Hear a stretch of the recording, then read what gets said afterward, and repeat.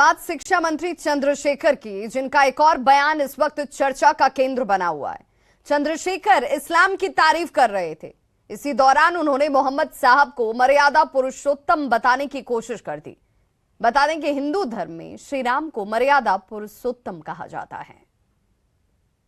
जब शैतानियत बढ़ गई दुनिया में, ईमान खत्म हो गया, बेईमान और शैतान ज्यादा हो गए, तो मध्य एशिया के इलाके में ईश्वर ने, प्रभु ने, परमात्मा ने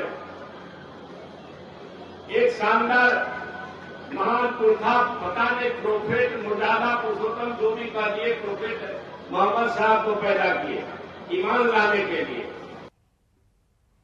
इधर शिक्षा मंत्री चंद्रशेखर के बयान पर बीजेपी ने हमला किया है। बीजेपी ने कहा कि चंद्रशेखर की दिमागी हालत बिगड़ गई है।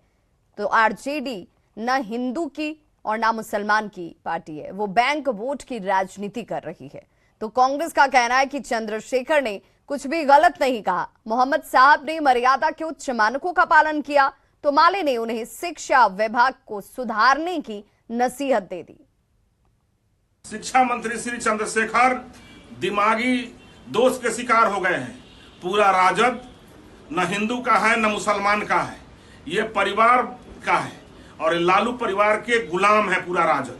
और ये जो है, ये हिंदुओं को कभी कुछ कहता है, कभी मुसलमानों को, कभी रामायण के बारे में बोलता है, कभी मोहम्मद साहब के बारे में बोलता है। यह बहुत बड़ा दुर्भाग्य है। ये दोनों, ये धर्मों को लड़ा करके, जातियों को लड़ा करके वोट की राजनीति करती है। देखिए, मर्यादा के उच्च मानकों का पालन जो करे वही मर्यादा पुरुषोत्तम। भगवान श्री राम को इसीलिए मर्यादा पुरुषोत्तम कहा जाता है क्योंकि उन्होंने मर्यादा के उच्च मानकों का पालन किया। तो इसी तरह अरब मुल्क में पैगंबर साहब को लेकर धारणा है। जो इस्लाम मानने वाले लोग हैं उनकी धारणा है कि भाई पैगंबर साहब ने भी मर्यादा के उच्च मानकों का पालन किया, तो अगर उनको मर्यादा पुरुषोत्तम कह दिया गया तो इसमें कुछ गलत नहीं है। देखिए, सम्मान सबका करना चाहिए। देखिए, शिक्षा मंत्री को एक तो विषय का ज्ञान नहीं है तो वो शिक्षा पर क्या बात करेंगे। तभी कभी वो रामचरितमानस का अपमान करते हैं और 2 दिन पहले उन्होंने धार्मिक उन्माद फैलाने वाला बयान दिया है। मैं मांग करता हूं कि उन पे 295A के तहत कानूनी कार्रवाई होनी चाहिए और कम से कम उनको 3 साल जेल की सजा होनी चाहिए। धर्म कर्म का मामला निजी मामला है लोगों का। तो आप शिक्षा मंत्री है तो शिक्षा पर ही तो बोलना चाहिए आपको। और शिक्षा से जुड़े हुए बड़े बड़े ग्रंथ हैं, उन पर जो रिसर्च स्कॉलर है वो करते हैं अपना अध्ययन।